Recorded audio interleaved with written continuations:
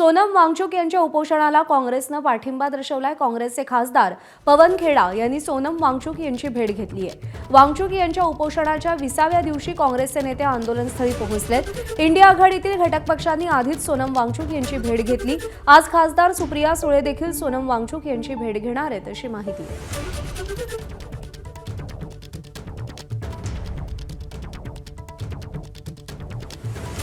सोनम वांगचुक यांच्या आंदोलनावरून इंडिया आघाडीमध्ये एकमत नाही का, त्यांच्यात फूट आहे का, असे सवाल निर्माण झालेले होते। कारण काँग्रेसने स्वतःला या आंदोलनापासून काहीसं लांब ठेवलेलं होतं।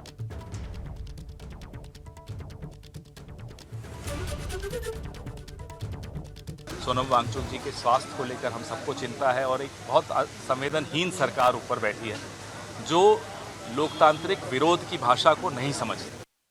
ऐसी सरकार के सामने विरोध का तरीका बदलते रहना चाहिए।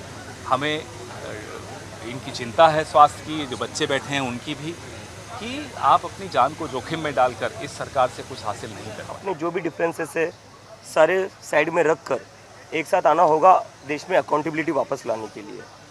और दूसरी एक बात, बहुत ही इंपॉर्टेंट बात है, आज सोनम सर का अनशन का 20वां दिन है। 20 दिन से सोनम सर अनशन पर है। वो ना हनी ले रहे ना लेमन ले रहे, बस सॉल्ट एंड वाटर ले रहे हैं। हम सुनते हैं आमतौर पर कि लोगों का अनशन काफ़ी महीनों तक चलता है। उसमें ये होता है कि वो लोग हनी और लेमन यूज़ करते हैं, लेकिन सोनम सर वो तक यूज़ नहीं कर रहे। वो उनका जो हंगर स्ट्राइक है वो एक्सट्रीमली डिफ़िकल्ट है। वो सिर्फ सॉल्ट ले रहे, बिना हनी और लेमन के 20 दिन तक अनशन करना इज़ वेरी डिफ़िकल्ट। बट वो अभी भी डिटरमाइंड है कि वो अपना अनशन जारी रखेंगे, पीछे नहीं लेंगे जब तक देश में अकाउंटेबिलिटी फिक्स नहीं होती है। 20 तारीख के लिए पवन खेड़ा जी से कुछ बात हुआ, 20 तारीख का वो लोग कांग्रेस का सपोर्ट होगा उसमें?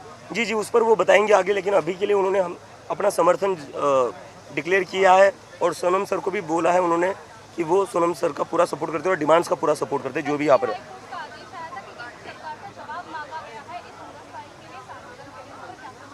मुझे लगता है उस पर सोनम सर ने खुद ही बात कह दी। उन्होंने एक वीडियो डिक्लेयर करा था जहाँ पर उन्होंने कहा था वो अपनी मर्जी से बैठे हुए हैं और वो जब तक देश में अकाउंटेबिलिटी फिक्स नहीं होती तब तक यहाँ से उठेंगे नहीं।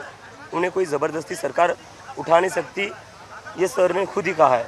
और सर ने ये भी कहा है कि अगर सरकार को सोनम सर का अनशन तोड़ना है या रिजॉल्व करवाना है तो सोनम सर की बात मान लेना, बात मान लीजिए, मुद्दा यहीं पर ख़त्म हो जाएगा, अनशन यहीं पर ख़त्म हो जाएगा।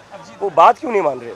अभिजीत भाई, कल केजरीवाल जी भी आए थे, तो इन तमाम पार्टियों से आपको किस तरह का सहयोग मिल रहा है? जैसा कि पवन खेड़ा जी भी आ जाए थे, तो इन पार्टियों को आप किस तरह सहयोग कर रहे हैं? देखिए, सारी पॉलिटिकल पार्टियां अपने डिफरेंसेस असाइड रखकर एक मुद्दे से जुड़ रही है, जो बहुत ही अच्छी बात है, क्योंकि ये किसी एक पार्टी का मुद्दा नहीं है, ये देश के करोड़ों स्टूडेंट्स को अफेक्ट करने वाला मुद्दा है।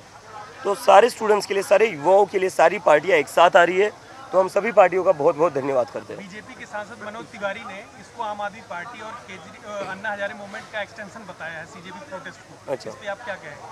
इस पर मैं कुछ कमेंट नहीं करूंगा। मैं बस उनसे ये कहना चाहूँगा कि 20 से ज़्यादा बच्चों ने आत्महत्या करी है। उनके परिवार आज भी दुखी है, उनके परिवार आज भी रो रहे हैं अपने बच्चों के लिए।